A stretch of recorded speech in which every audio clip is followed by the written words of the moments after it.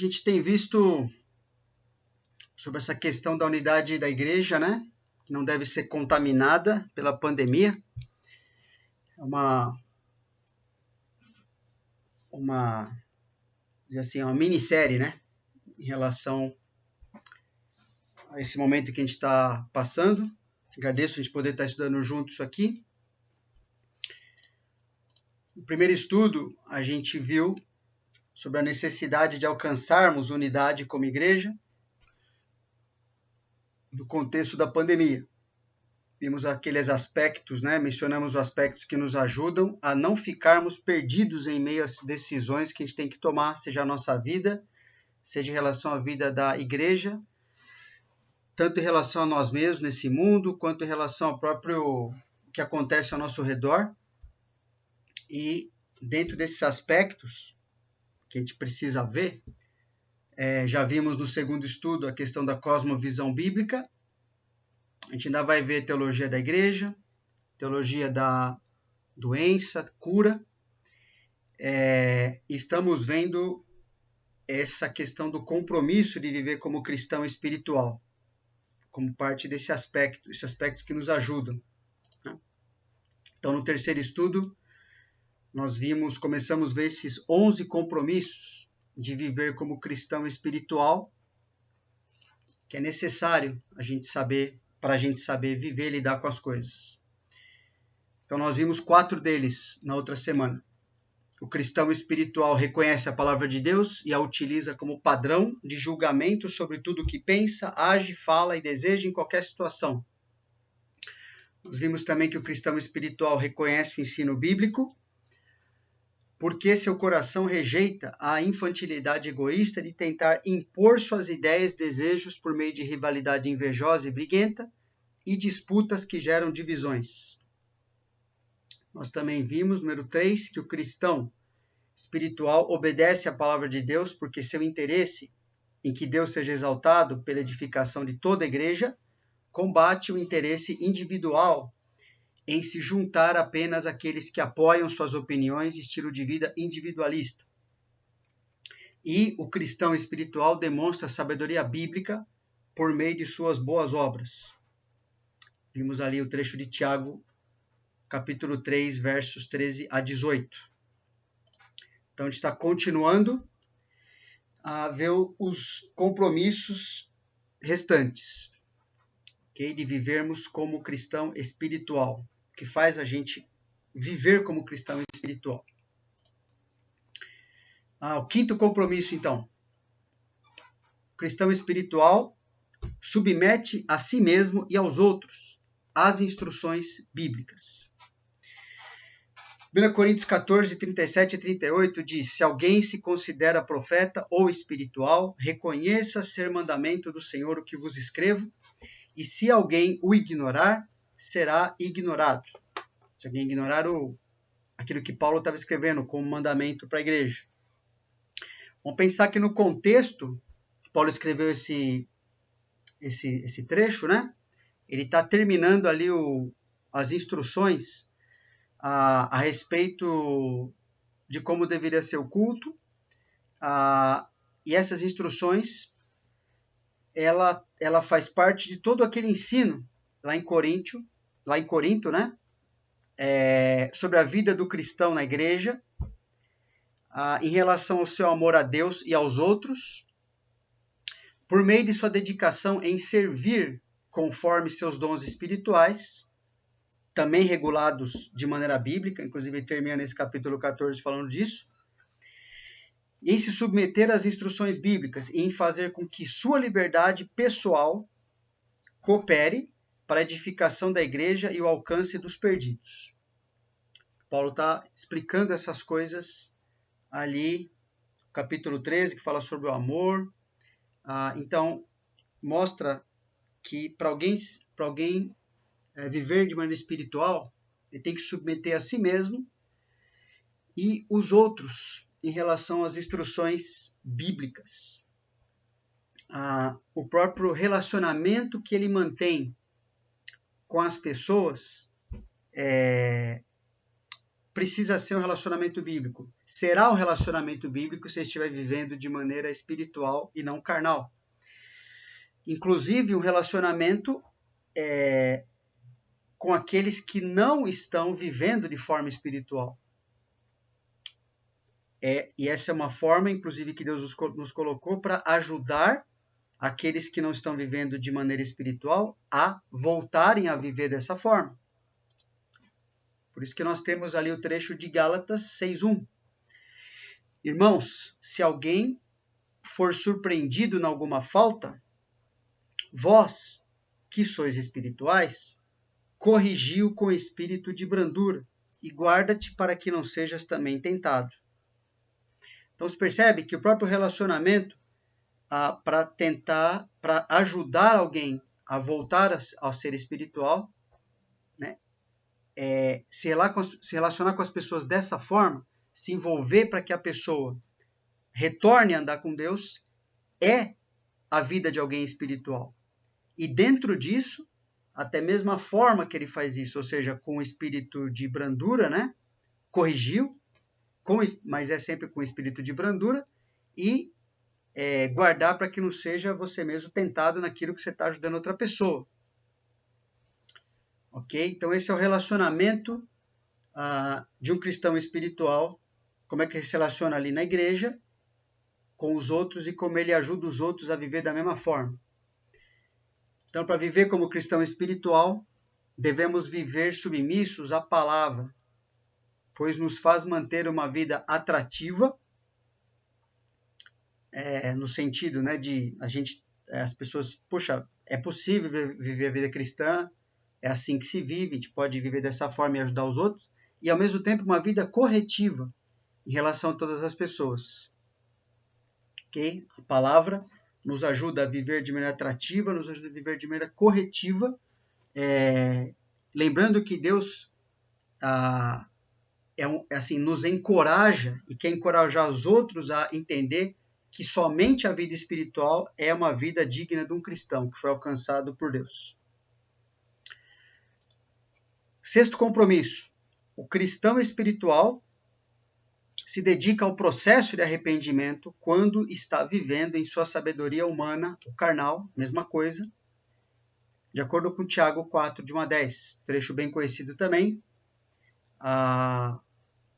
Mas é interessante a gente perceber isso, que Deus quer que a gente viva nesse processo de arrependimento quando a gente vai deixando de viver de maneira espiritual. Por isso que Tiago escreve: de onde procedem guerras e contendas que há entre vós? De onde, senão dos prazeres que militam na vossa carne? Cobiçais e nada tendes. Matais e invejais e nada podeis obter. Viveis a lutar e a fazer guerras, nada tendes, porque não pedis. Pedis e não recebeis, porque pedis mal, para esbanjardes em vossos prazeres. Infiéis, não compreendeis que a amizade do mundo é inimiga de Deus?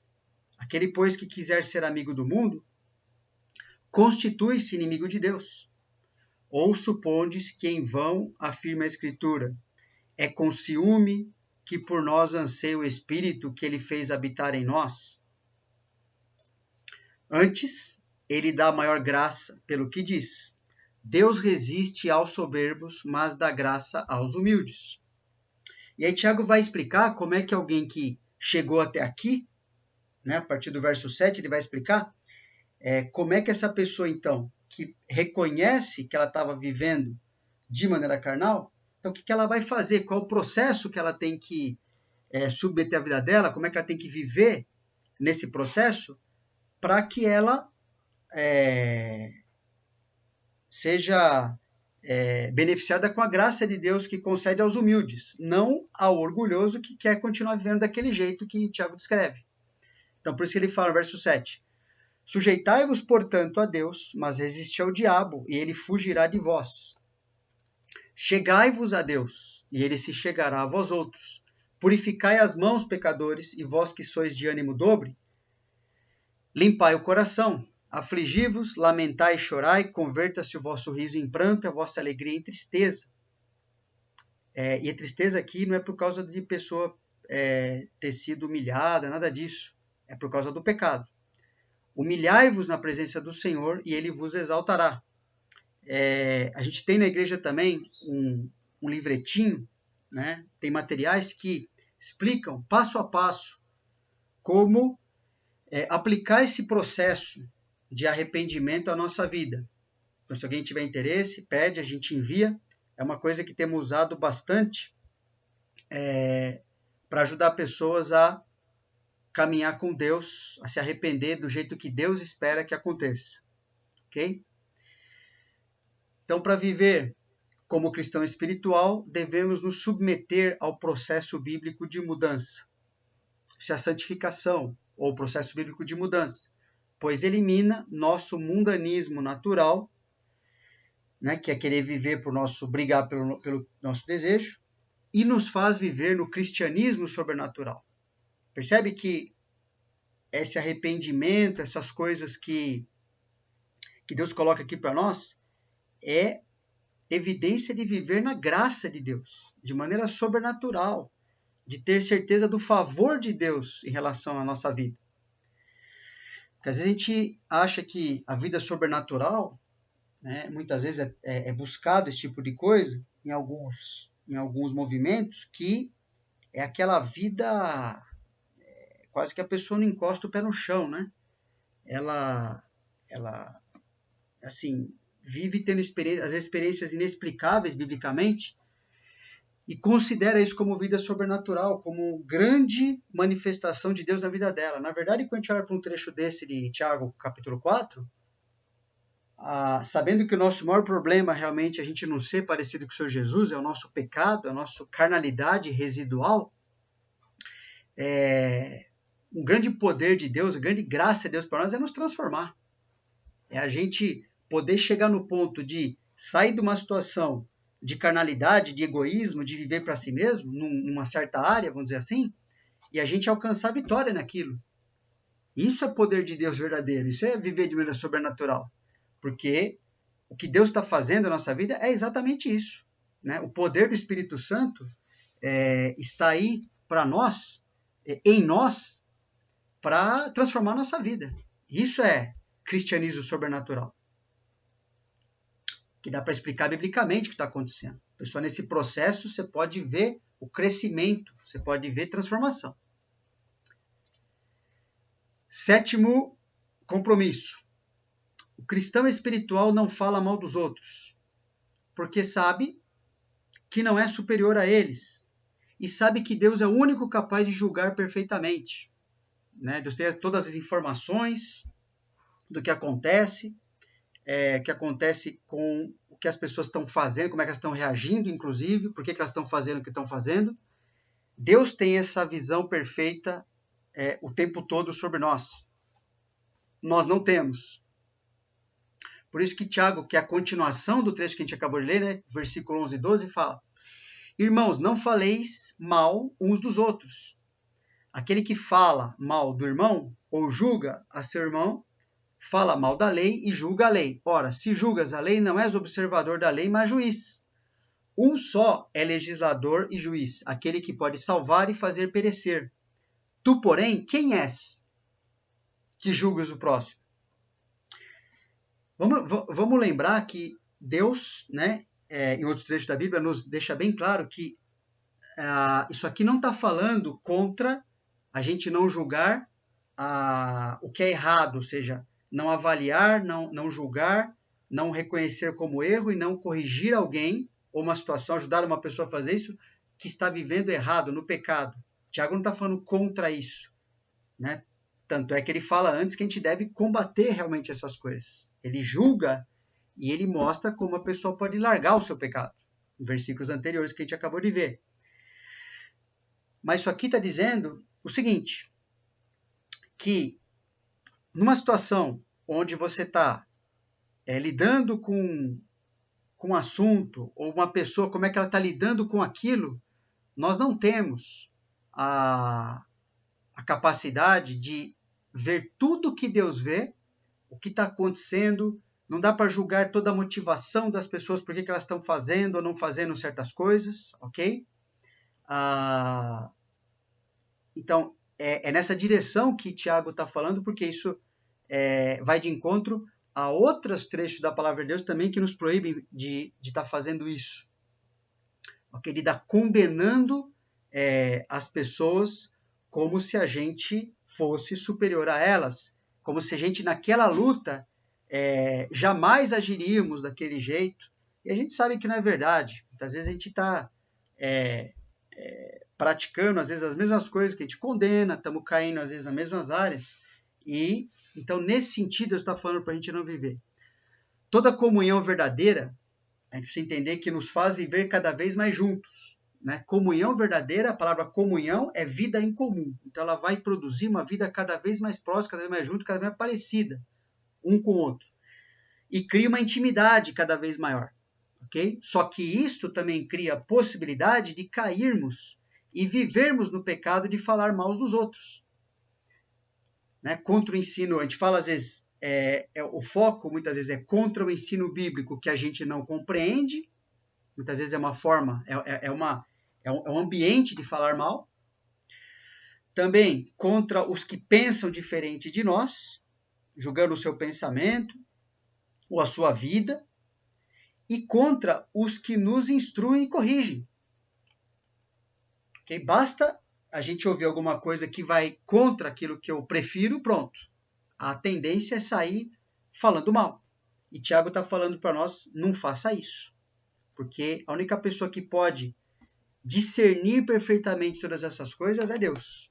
Nós não estamos no lugar dele, mas quando nós fazemos isso, é como se nós assumíssemos esse lugar de juiz sobre todo mundo. Então, na Bíblia, a gente vê pessoas egocêntricas que não tinham, na Bíblia e na vida, né, normal, né? A Bíblia ela reflete o que nós somos e praticamos, infelizmente, felizmente de bom e infelizmente de ruim, né? Mostra a realidade do nosso coração. Então, na Bíblia, a gente vê pessoas egocêntricas que não tinham a prontidão de avaliar e corrigir suas próprias vidas, mas viviam prontas a reclamar, a criticar, e influenciar outras pessoas a criticarem os outros, por meio de conversas covardes nos seus lares. A gente vê isso na Bíblia e vê isso na vida cotidiana. Tanto os que fazem isso, quanto os que aceitam esse tipo de relacionamento venenoso, provocam a ira de Deus contra si mesmos, ainda que mantenham suas práticas cristãs como se a aparência de piedade enganasse a Deus. Agora, Deus, às vezes a gente pode esquecer isso, mas Deus sempre está presente em nossas conversas particulares. Toda conversa, tudo que sai da nossa boca, na verdade, tudo que está no nosso coração, está sempre na presença de Deus, está sempre claro, patente. Né? A Bíblia fala aos olhos a quem temos de prestar contas, que é Ele. Toda conversa particular, ela não é particular como a gente acha que ela é.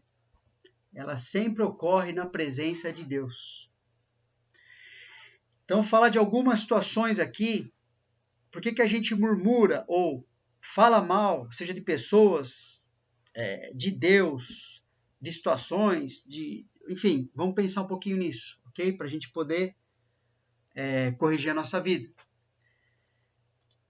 Murmuramos crendo que nossas impressões são substitutos às instruções de Deus. Elas são, às vezes, a gente acredita. Por que a gente murmura?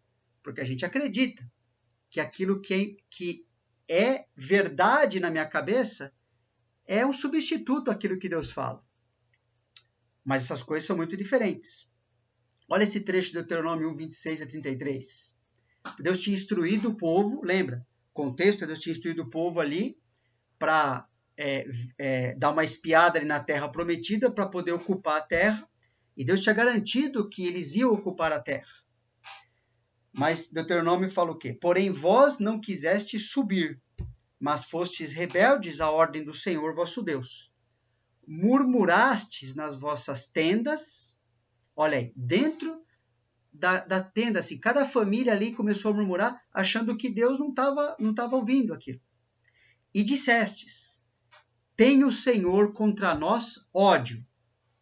Por isso nos tirou da terra do Egito, para nos entregar nas mãos dos amorreus e destruir-nos. É isso que eles estavam conversando ali, no meio de uma situação que Deus estava falando para eles irem em frente. Fala assim, a gente não vai em frente porque, na verdade, Deus nos odeia. É isso que a gente pensa. Deus só tirou a gente do Egito para nos matar, para destruir a nossa vida. Então, essa conversinha, essa murmuração ali, essa maledicência, blasfêmia contra Deus estava acontecendo. Aí eles falam, para onde subiremos? Nossos irmãos fizeram com que se derretesse o nosso coração, dizendo.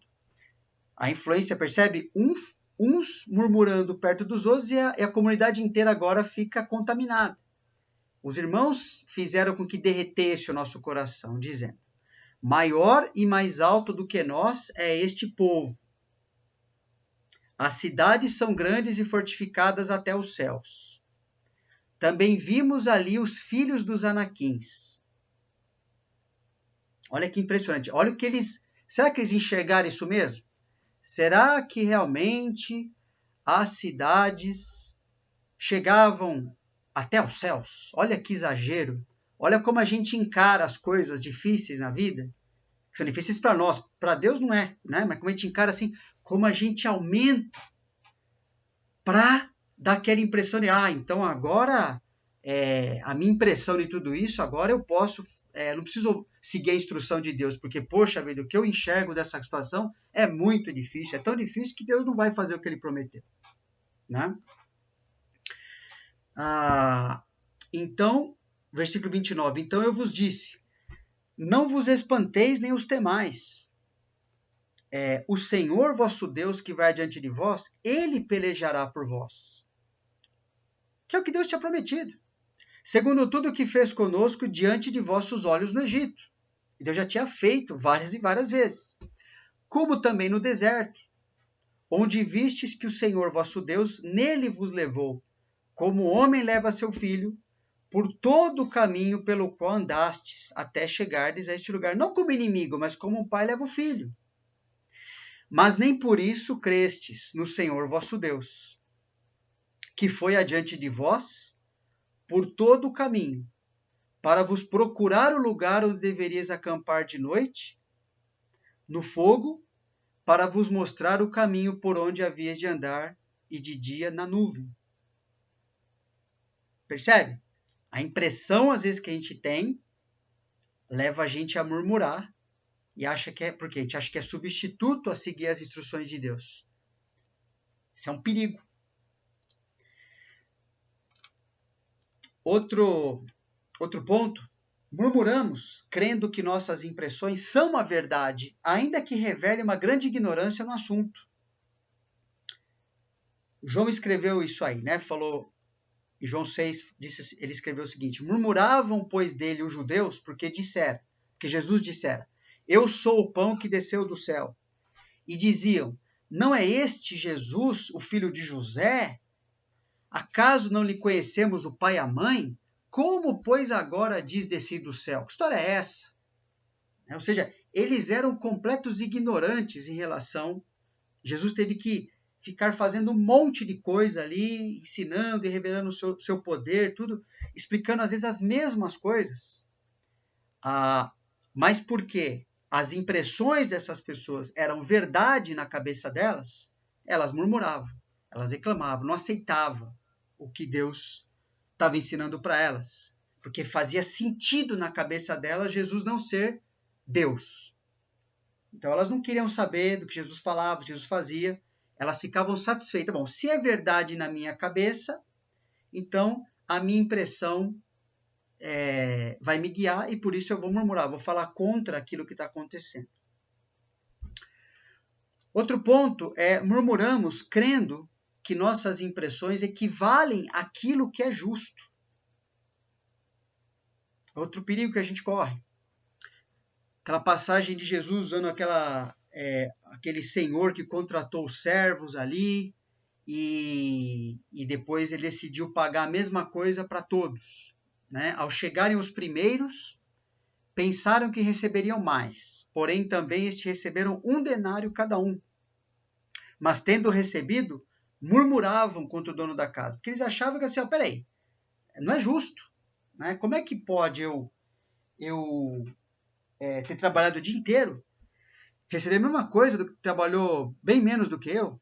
Fala, mas o dono ali tinha combinado com eles, eu vou pagar um denário para quem trabalhar, ok? Se outro veio depois, isso não é problema, não torna nada injusto, só torna a minha impressão como se fosse a pessoa tivesse que seguir a minha impressão, mas ele não sofreu nenhuma injustiça, ok? O que foi combinado foi pago, e se o senhor da terra, dono da terra, do dinheiro dele, não interessa, queria pagar a mesma coisa para os que trabalharam menos, o problema é dele. Não causou injustiça para mim. Não é? Mas a gente, percebe? A gente murmura, às vezes, crendo que nossas impressões, que o que a gente enxerga, equivalem àquilo que é justo, aquilo que realmente Deus falou que ia fazer. Okay? Uma coisa não é igual a outra. Se a gente acreditar nisso, a gente vai reclamar. Porque vai achar que Deus não está fazendo o que ele falou que ia fazer. Outra questão nessa murmuração é que murmuramos crendo que nossos padrões equivalem ao padrão de Deus. Né? É a famosa tentativa de estabelecer justiça própria. Né? Lucas 5, 30 a 31 diz, os fariseus e seus escribas murmuravam contra os discípulos de Jesus, perguntando, por que comeis e bebeis com os publicanos e pecadores? Respondeu-lhe Jesus, os sãos não precisam de médico e sim os doentes. Então, qual era o padrão dos fariseus e escribas? Eles criaram para si mesmos uma ética pessoal, que eles tentavam usar aquilo, inclusive, para mostrar como eles eram melhor do que os outros. Tal. E eles falavam, se os discípulos de Jesus não seguem essa ética que a gente criou, o nosso padrão para viver, então está errado. Então eu vou reclamar, eu vou enfrentar. Ok?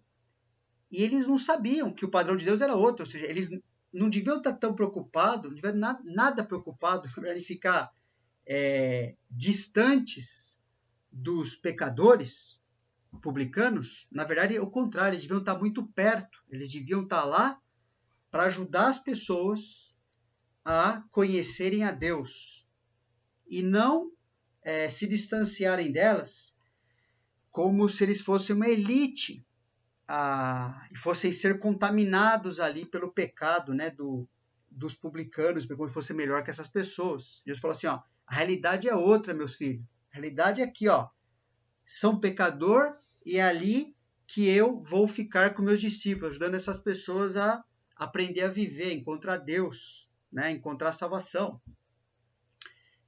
Mas a gente murmura, a gente reclama, a gente julga, né, a gente fala mal, crendo que os nossos padrões equivalem ao padrão de Deus. A gente toma surpresa, não é a mesma coisa. Ainda bem, né? Se fosse a mesma coisa, que esperança as pessoas teriam? E nós também, né? Ok. Outro ponto, murmuramos crendo que nossas impressões nos permitem atacar, ao invés de nos submeter à liderança espiritual. A liderança espiritual que eu digo, que vai instruir de acordo com a palavra de Deus, ok? Não é alguém qualquer pessoa que se arroga a si mesmo o título, né? Me siga, a pessoa não está seguindo a Bíblia. Não é nada disso que eu estou falando. Mas em número 16, é interessante esse trecho, porque depois ele é mencionado lá em 1 Coríntios, ele é citado, né? Em 1 Coríntios 10 e 11, mostrando que o Novo Testamento, o ensino se apoia no Antigo e Deus pensa da mesma forma. Mas é interessante que o trecho de número 16, esse povo aqui, o povo de Israel, houve uma rebelião ali, né, na família de Coré, queriam questionar ali que eles não tinham que seguir a liderança de Moisés, de Arão, porque eles também estavam recebendo ali a palavra de Deus e aquilo não interessava. Se eles tinham a palavra de Deus, deviam seguir a liderança que Deus estabeleceu ali no povo. E aí Deus mandou uma praga, matou muita gente, milhares de pessoas, e a gente acha, bom, então o povo deve ter entendido, mas olha que interessante, no dia seguinte, está escrito, no dia seguinte, toda a congregação dos filhos de Israel, os que sobraram, né, murmurou contra Moisés e contra Arão, dizendo, vós matastes o povo do Senhor. Ou seja, não é que o povo se rebelou contra o que Deus tinha falado e Deus deu o castigo ali para o povo.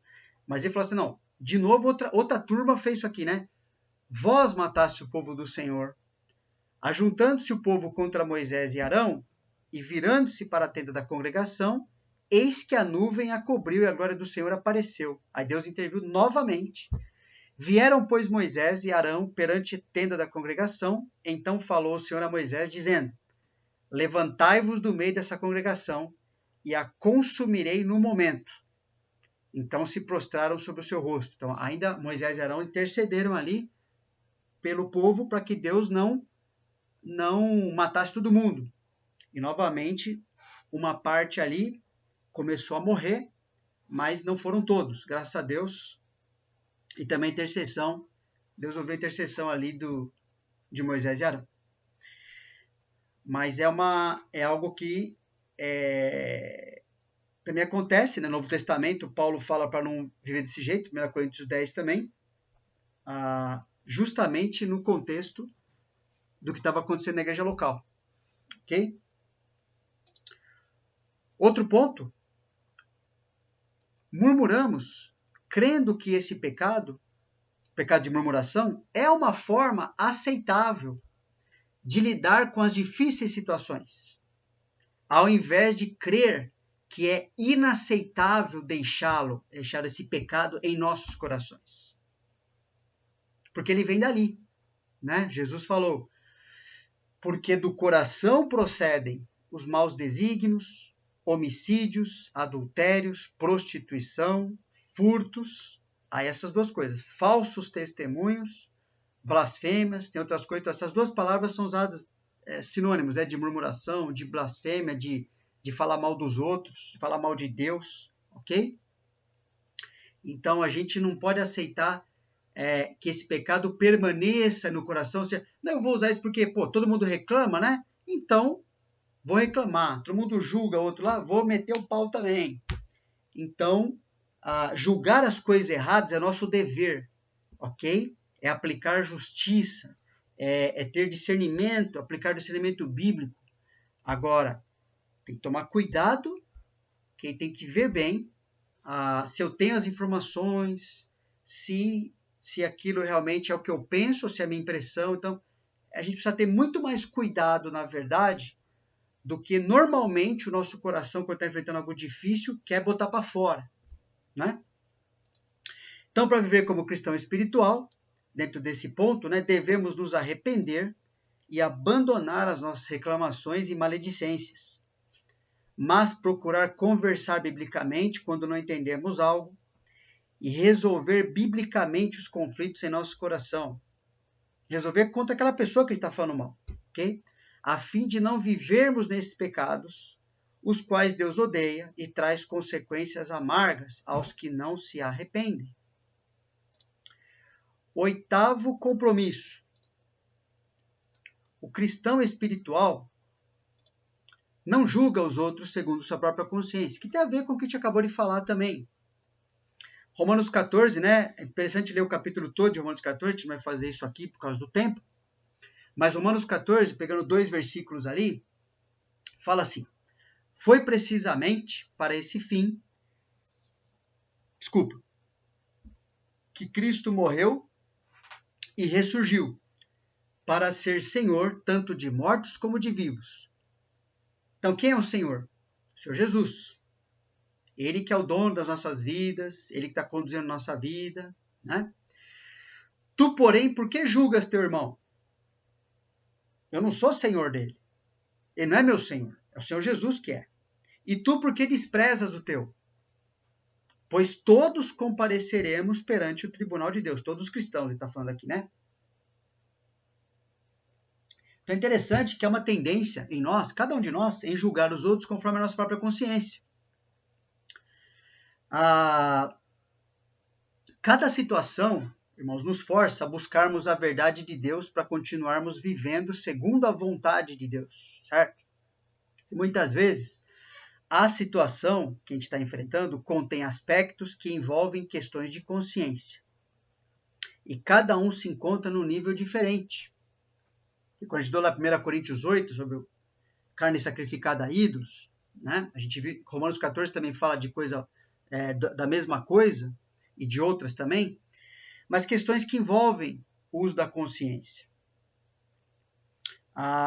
Então, requer tempo para compreendermos tudo que está envolvido e sabedoria a juntar os princípios, né, para aplicar a situação, para a gente viver como Deus quer que a gente viva.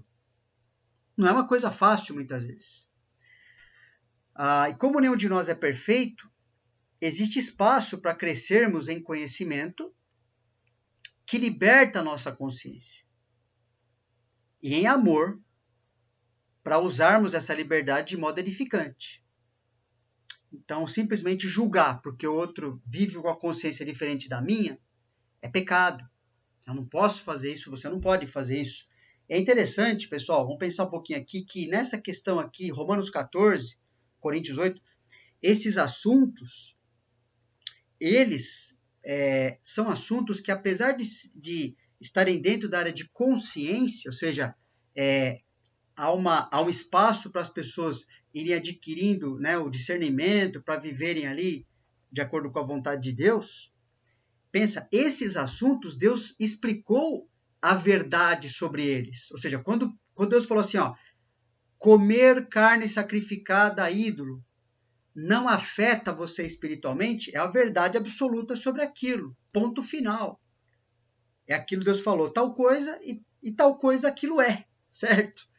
Agora pensa, se mesmo nessa situação, onde Deus definiu uma verdade sobre aquele assunto, mesmo nessa situação, Deus proibiu da gente julgar a consciência do outro, né?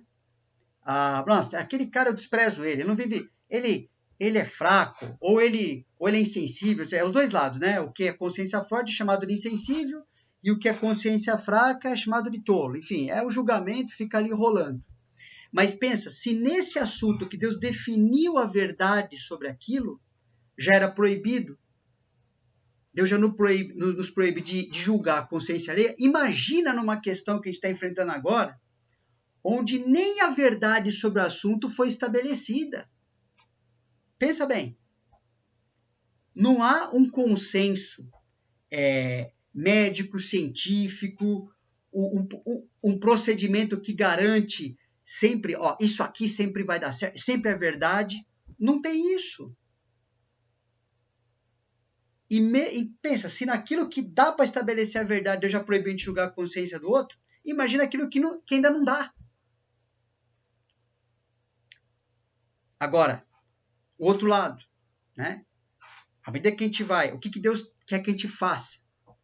Pode ser que a gente não encontre todas as respostas, né? Olha, sempre que fizer isso, nessa doença, nessa situação, né? Sempre vai, é a verdade absoluta sobre aquilo. Parece que a gente não encontra a resposta nessa situação da Covid, por exemplo. Mas qual a resposta que a gente sempre tem? Bom, ainda que eu não encontre a resposta específica, né? Pode ser que Jesus volte antes da gente descobrir, puxa, mas o segredo para curar a Covid era tão simples, estava quase ali chegando, mas Jesus levou a igreja dele embora. Pode ser que aconteça isso. Mas o que é certo para nós é esse princípio, por exemplo. Né? Se eu vou encontrar todos os detalhes, se aquilo que eu vou chegar mais perto ou menos perto do que o outro ali, nessa situação, o que eu sei com certeza é que eu não posso desprezar o meu irmão que vive diferente de mim, nem julgar o outro que vive. Assim, eu preciso cada vez mais me cercar, construir a verdade na minha cabeça sobre aquilo. Eu tenho que caminhar para minha consciência se fortalecer com aquilo que é verdadeiro, né? Assim que a gente educa a consciência. Mas eu tenho que ter um amor suficiente para saber que as pessoas também estão tentando fazer a mesma coisa, né? Estou falando assim, dos que estão tentando fazer a mesma coisa, tem que ter paciência com todo mundo, né? Então, é esse equilíbrio, né? A gente não vai ficar parado, bom, eu vou viver conforme a minha consciência, não vou educá-la, não vou fazer mais nada, enfim, eu vou viver assim porque é mais confortável para mim. Não, isso é pecado, isso é querer ter consciência fraca. Deus não quer isso para nós, ok? Mas, outro lado, eu falo assim, bom, vamos caminhando junto, vamos encorajando uns aos outros pelo ensino, as verdades que a gente descobre, pelas coisas que são comprovadas, tem mais fundamento, né? E tudo isso a gente vai usar, ok? Debaixo dessa cosmovisão, que a gente já falou sobre isso, né? De não ficar julgando, não ficar, eu sou melhor que você, minha consciência é melhor que a tua, porque isso é falta de amor. E aí a gente vai levar a lambada do Senhor Jesus quando estiver lá no tribunal dele, ok? Porque não devia ter feito isso aí.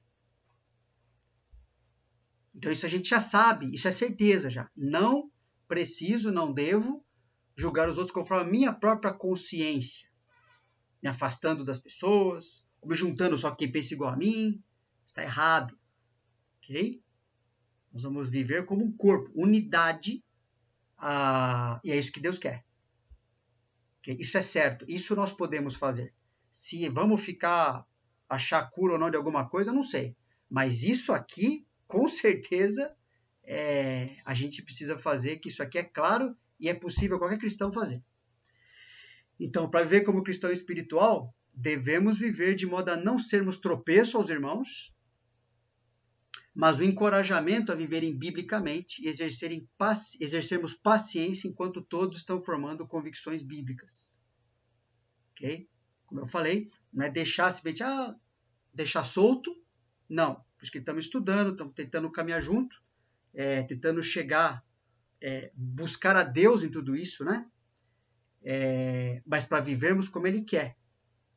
Crescermos, termos consciências cada vez mais fortes, para sermos cada vez mais úteis no desafio que Deus tem pela frente. Nosso desafio não é coronavírus. Nosso desafio é continuar vivendo como cristão e continuando sendo sal e luz nesse mundo. Porque isso é da nossa conta. Nono compromisso. O cristão espiritual não cria ou alimenta disputas por interesses pessoais, mas promove a unidade bíblica por meio de relacionamentos e ministérios bíblicos. Trecho bem conhecido também, né? Que diz, se há, na verdade é assim, né? Desde que há, né? Isso aqui é uma condicional que pressupõe a verdade sobre aquilo. Desde que há, falando para cristãos, alguma exortação, algum encorajamento em Cristo, e nós temos uns com os outros, alguma consolação de amor, alguma comunhão do Espírito, se há entranhados afetos e misericórdias. Então, isso aqui fala da identidade que está no coração de qualquer filho de Deus, ok? Desde que há isso na nossa vida, aí ele fala, uma ordem, completai a minha alegria, de modo que penseis a mesma coisa, tenhais o mesmo amor, sejais unidos de alma, tendo o mesmo sentimento. Olha o que Deus quer para nós, olha que qualidade de vida fantástica. Nada façais por partidarismo ou vanglória, mas por humildade, considerando cada um os outros superiores a si mesmo. Não tenha cada um em vista o que é propriamente seu, senão também cada qual o que é dos outros. Então percebe, dentre tantas coisas que fala esse texto aqui, a qualidade de nossa vida espiritual e de nossa vida como igreja espiritual também, né? Depende de cada um enxergar os outros como tão valiosos. Temos uma vida em comum, né? Que Deus nos deu a vida com Ele. Tão valiosa a ponto de nos dedicarmos para o que Deus deseja para essas pessoas. Assim como Ele deseja para mim, deseja para eles também. Por meio de nosso relacionamento com elas e por meio de nosso ministério que beneficia elas também. Ok? Para isso, a gente tem que lutar contra a nossa tendência de buscar e defender interesses individuais sobre os interesses do corpo. Quando a gente está estudando mais para frente sobre a teologia da igreja, pensando nesse aspecto, a gente vai perceber só que o grande engano, a grande ilusão, né, um erro que a gente tem muitas vezes, a gente vive no mundo, né, tão individualista que a gente acha, quando Deus colocou a igreja nesse mundo, o indivíduo, né, que é o que acontece hoje, é o indivíduo que escolhe, é o indivíduo que determina, ele que avalia, ele que gosta, não gosta, ele que fica tentando criar para si mesmo uma igrejinha que é confortável para ele, que vai se amoldar ao seu coraçãozinho. Ok? Quando a gente dá sobre teologia da igreja, teologia da igreja, perceber que é o contrário. Deus, ao criar a igreja, ele submete os indivíduos à igreja. Os indivíduos têm que aprender a viver de maneira cristocêntrica, porque eles já são egocêntricos. Vai viver de maneira outrocêntrica, que é a vida sobrenatural. Né? Querer buscar o meio, até mesmo coisa da igreja, fazer por partidarismo, por vanglória, eu quero aparecer, eu quero que seja o meu jeito, o meu partido, vou juntar um grupinho aqui para mim. Né? Isso é natural, isso é carnal. Ok? Mas Deus vai promover, né? A gente tem que lutar contra essa tendência de buscar e defender interesses individuais sobre os interesses do corpo, motivados pela certeza de que Deus irá promover a melhor vida para cada um de nós, à medida que cada um vive, não alguns, mas cada um vive, não para promover aquilo que acredita precisar, seus desejos, seus direitos, suas necessidades, mas aquilo que Deus quer. É aquela história, né? Quanto mais eu busco viver para mim mesmo, mais eu perco. Quanto mais eu busco viver conforme Deus quer para os outros, mais eu ganho. Ganho o que realmente eu necessito. Então Deus está falando assim, não tenta ver de outro jeito que não vai dar certo. É a vida comunitária que vai determinar, que tem que mostrar para você como é que você decide a tua vida individual. E não o contrário. Então, para viver como cristão espiritual, devemos priorizar a agenda, o ensino, a comunhão, as amizades, o lazer, o trabalho, o ministério, os recursos e qualquer oportunidade para promovermos a edificação dos irmãos, para servirmos sacrificialmente, né? Porque hoje em dia a moda é ser servido. Né? Onde eu sou melhor servido? Totalmente contrário, contramão do que Deus fez ao nos salvar. Para servirmos sacrificialmente, a ponto de cada um propagar com alegria, né, experimentar e propagar a vida satisfatória que a gente tem como igreja que pertence a Deus. E contarmos com a simpatia dos de fora. Percebe? Lá em Atos 2, 42 e 47, a gente não vai ler aqui, mas aquele trecho famoso da igreja que iniciou lá em Atos 2, a igreja primitiva, né, que de primitiva é só o tempo, né, o resto bota tudo no chinelo. Mas assim, aquela igreja que vivia aquela vida comum, era um oásis naquela sociedade perdida. Percebe? Tinha uma vida tão impactante, era tão boa de viver ali, mesmo com toda a dificuldade, até às vezes vivendo na própria pobreza que existia naquele tempo, e muitos irmãos enfrentaram isso, mas era tão atraente aquela vida, que aquela igreja contava com a simpatia dos de fora. Okay? E Jesus já falamos isso em outro versículo, outro estudo também, na questão do amor uns com os outros, tal. Por exemplo, então, tanto o nosso relacionamento uns com os outros, quanto o nosso ministério uns para com os outros. E para com os de fora também. Tem que escolher servir, porque dá trabalho servir mesmo, e dá trabalho servir os outros, amar os outros, me transforma. Ok? Então, isso é bem importante. Eu preciso disso, todos nós precisamos. Ok? 10º compromisso.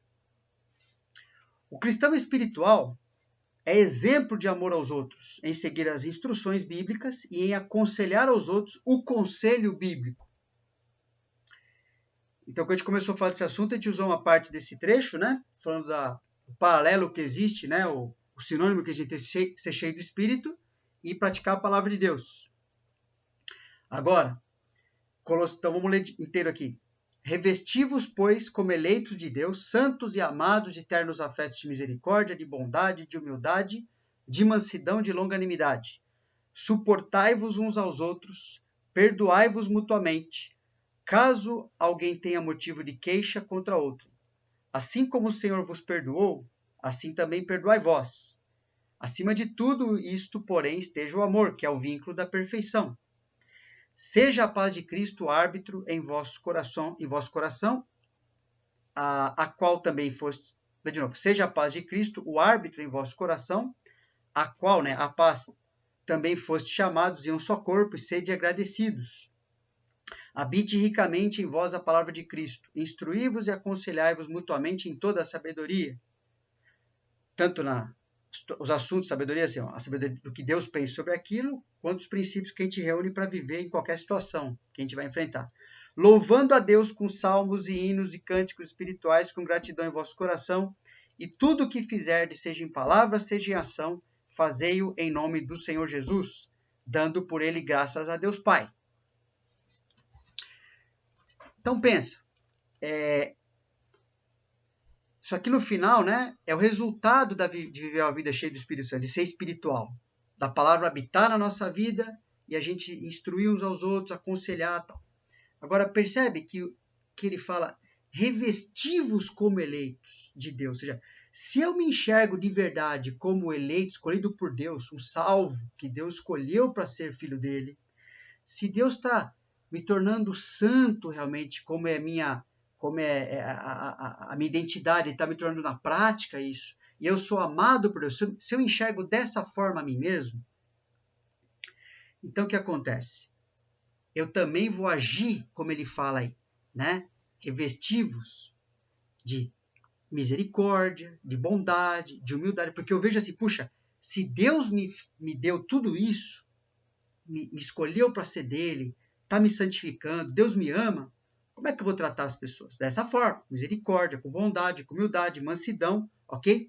Vou suportar, vou ser suporte, vou ajudar pessoas quando elas tiverem necessidade de ajuda, ok? Vou perdoar mutuamente. Por quê? Porque vai dar problema no nosso convívio muitas vezes. A gente não vai concordar em tudo, a gente é pecador, a gente pensa diferente, temos um monte de coisa na cabeça que tá lá, a gente não sabe nem porquê, algumas a gente sabe, outras a gente não sabe, Mas tudo bem, tá lá. Então, assim, a gente vai ter conflito. E aí, a gente vai embora? Por causa de não, a gente perdoa, e se alguém perdoa, ele vai conviver, ele vai querer ainda mais estar em comunhão, ou seja, é isso que vai acontecer. Ok? A gente vai aplicar aos outros o que Jesus aplica para nós, todo dia, todo momento.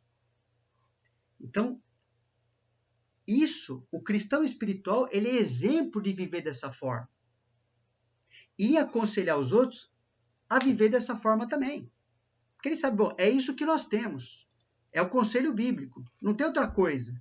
Não tem outra coisa que a gente precisa, nem que vai nos dar a vida que Deus quer nos dar, a não ser seguindo as instruções da palavra de Deus.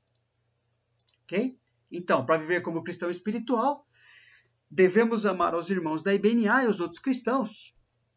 Mas o contexto está falando, primeiramente, sem dúvida alguma, é dentro da IBNA, porque é ali que é difícil. Assim como é mais difícil na nossa família, onde convive mais. Então, é ali que a gente tem que ser o que Deus quer que a gente seja.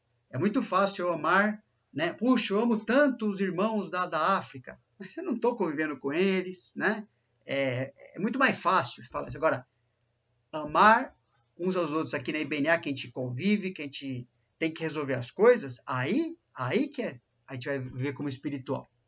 E aos outros cristãos, por meio de viver biblicamente, perante situações fáceis, tem algumas coisas muito gostosas que a gente faz e tem outras difíceis de lidar. De modo que se outros cristãos nos seguirem, ou seguirem nosso conselho, estarão vivendo biblicamente naquela situação específica, para Deus ser engrandecido. É isso que te deve entender. Para ser espiritual, é isso que eu vou fazer. Você também. E, finalmente, o último compromisso, o último desse estudo, Porque, com certeza, se a gente for estudar mais sobre isso, a gente vai descobrir na Bíblia outras coisas que Deus quer para nós também, mas eu creio que isso resume nos ajuda já bastante, né, a vivermos de maneira espiritual. Então, o último compromisso aqui, o cristão espiritual deseja mudar tudo em sua vida que não esteja conforme o padrão de Deus, pois reconhece que a verdadeira liberdade é ser livre de sua carnalidade residual. Então, o trecho de Romanos 7, Paulo explica, dá o testemunho dele, como é que acontecia isso na própria vida dele, e eu coloquei alguns versículos aí, né? Paulo fala, porque bem sabemos que a lei é espiritual. Eu, todavia, sou carnal, vendido à escravidão do pecado. Porque nem mesmo compreendo meu próprio modo de agir, pois não faço o que prefiro, e sim o que detesto. Olha que coisa, né? Paulo falou, tem uma luta, pessoal. Eu sou apóstolo, e Paulo está falando como convertido, tá? Depois a gente vai ver uma coisa interessante aqui que ajuda a gente a entender isso também. Mas ele tem uma luta, ok? Verso 22, porque no tocante ao homem interior tem o prazer na lei de Deus. Isso é muito importante. O não cristão não tem prazer na lei de Deus coisa nenhuma, porque a lei mata, a lei condena, ele quer fugir da lei de Deus. O cristão tem prazer na lei de Deus. Por isso que Paulo estava falando, é um dos motivos, uma das razões que Paulo estava falando dele como convertido já, ok? Antes, o próprio contexto fala que antes de conhecer a lei de Deus, poxa, a lei de Deus, para ele era ruim, no sentido de que ela o condenava. Agora, no tocante ao homem interior, como cristão, tem o prazer na lei de Deus, ok? Mas vejo nos meus membros outra lei, que guerreando contra a lei da minha mente, ou seja, aquilo que eu queria fazer, aquilo que eu gosto de fazer, que é andar com Deus, ser espiritual, me faz prisioneiro da lei do pecado, que está nos meus membros. Então a gente tem essa luta. Por isso que se dedicar a aprender a obedecer a Deus, ou seja, discipulado, né, aprender a obedecer, significa lutar segundo os recursos de Deus. Bíblia, oração, prestação de contas, pedir ajuda, a andar com outras pessoas, confessar pecados, para eliminar seus hábitos pecaminosos, até que pela prática da palavra de Deus, o fruto do Espírito Santo se torne seu novo estilo de vida, nessa ou naquela área. É o que a gente vê em Gálatas 5, 22 e 23, né? Que é a luta da carne, as obras da carne contra os frutos do Espírito. Fruto do Espírito. Então, lá está escrito, mas o fruto do Espírito é amor, alegria, paz, longanimidade, benignidade, bondade, fidelidade, mansidão, domínio próprio. Contra essas coisas não há lei. Então, esse é o resultado de viver de maneira espiritual. Fruto do Espírito. Quando numa certa situação que eu devia ter alegria, eu não tenho, eu preciso, opa, tem alguma coisa aqui que eu preciso rever, tem uma coisa que eu preciso aprender aqui.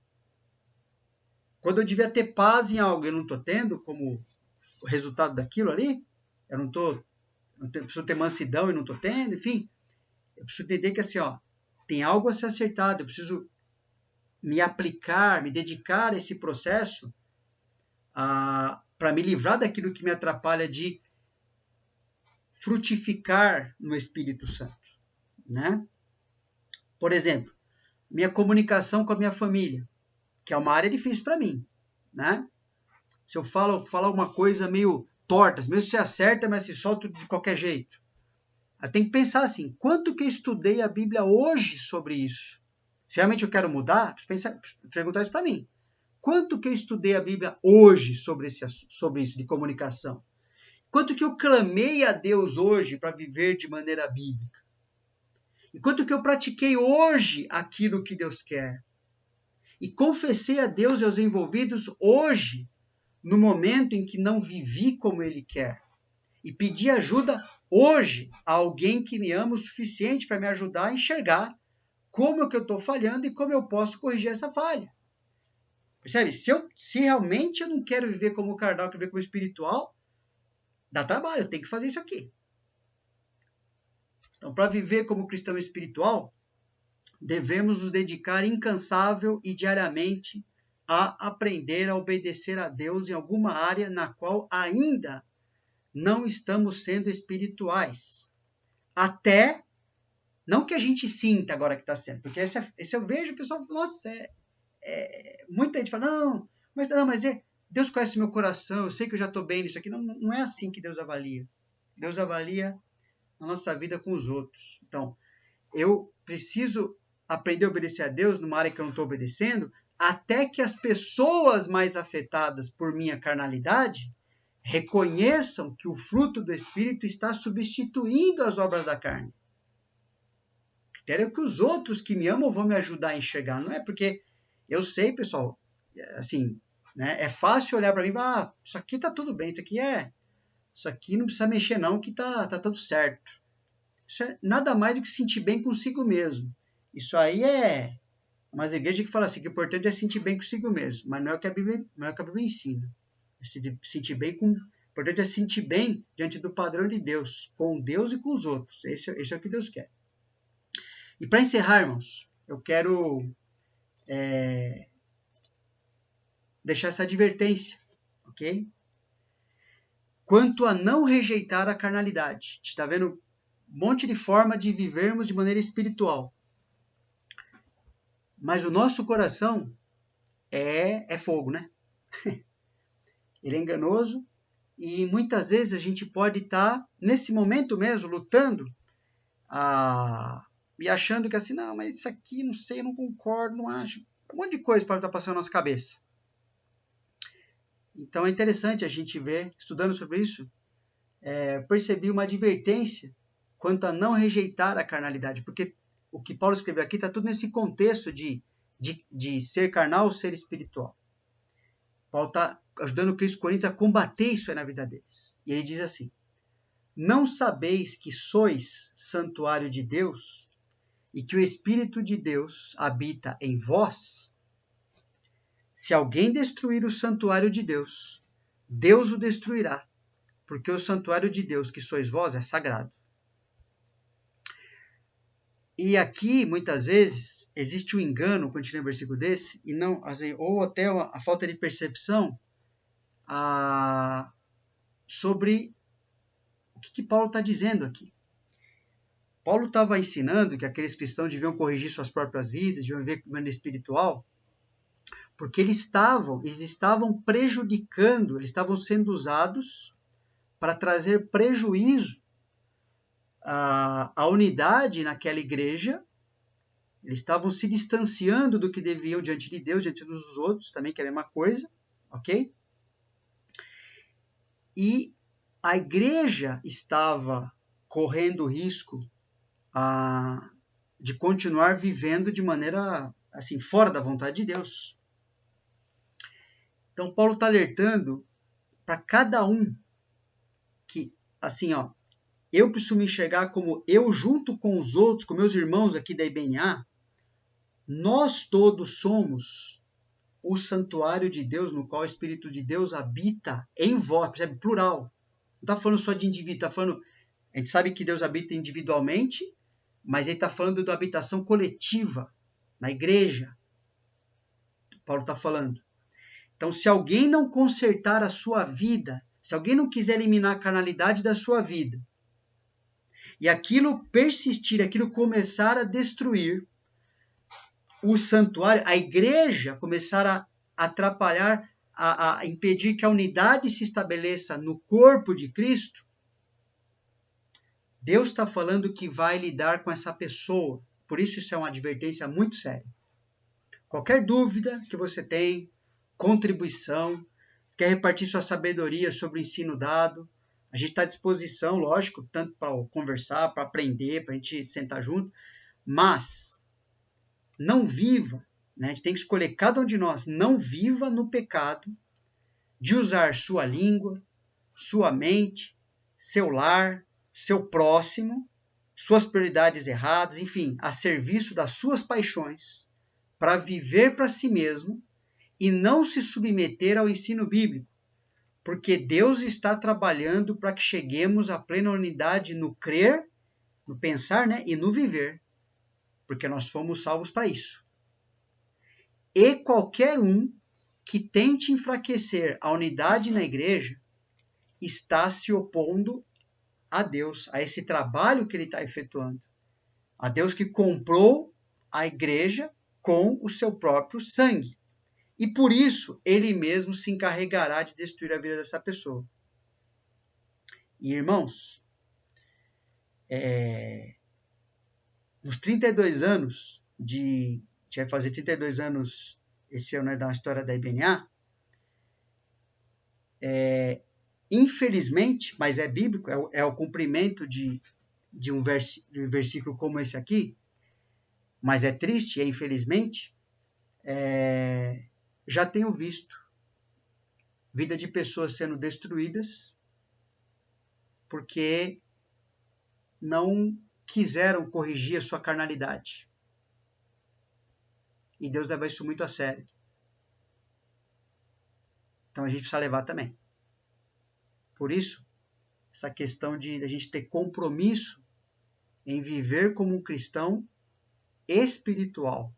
Essa é a nossa única opção de vida para viver, para entender as coisas de Deus, para experimentarmos a vida cristã, como Deus preparou para nós. É isso que Deus quer nos encorajar e nos distanciar de qualquer coisa diferente disso. Amém? Vamos orar? Senhor Deus, quero te agradecer por a gente poder ter esse tempo juntos aqui. Agradeço pela disposição que o Senhor tem nos dado, pela possibilidade da gente ter esse estudo, porque a tua palavra é a verdade, porque o Senhor nos salvou, porque o Senhor nos reuniu em torno de si mesmo para aprendermos a viver. O Senhor quer usar tudo o que está acontecendo ao nosso redor para continuar nos ensinando a viver, a praticar tua palavra, a não nos desviarmos, não ficarmos impressionados com coisas que a gente vê ou ouve, a ponto de acharmos que a nossa vida, a essência da nossa vida cristã, o nosso compromisso com o Senhor e uns com os outros precisa mudar, precisa ser alterado. Não é verdade isso. Pelo contrário, a gente tem diante de nós mesmos uma grande oportunidade de nos fortalecermos ainda mais em Ti, de enfrentarmos as coisas juntos, de experimentarmos o que o Senhor tiver preparado para nós, para termos a tua graça à nossa disposição,